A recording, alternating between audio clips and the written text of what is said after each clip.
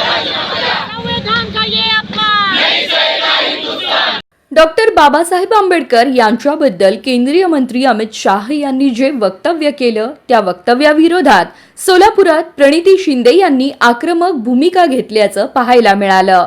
प्रणिती यांनी शाह यांना या वक्तव्यावरून माफी मागण्याची मागणी केली आहे।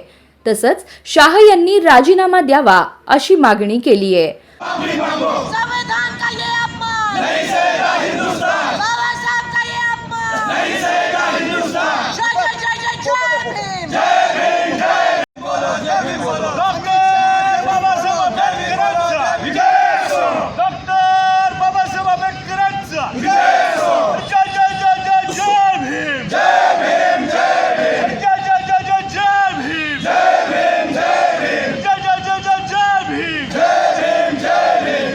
प्रणिती शिंदे यांनी आज सकाळी पार्क चौकातील डॉक्टर बाबासाहेब आंबेडकर यांच्या पुतळ्याला अभिवादन करत जिल्हाधिकारी कार्यालयावर मोर्चा काढला। यावेळी मोठ्या संख्येने काँग्रेसचे कार्यकर्ते उपस्थित होते। प्रणिती यांनी पार्क चौक ते जिल्हाधिकारी कार्यालय पायी चालत गाठले। यावेळी महिलांची संख्या लक्षणीय होती। प्रणिती यांनी निवासी जिल्हाधिकाऱ्यांना निवेदन देत अमित शाह यांच्या राजीनाम्याची मागणी केली।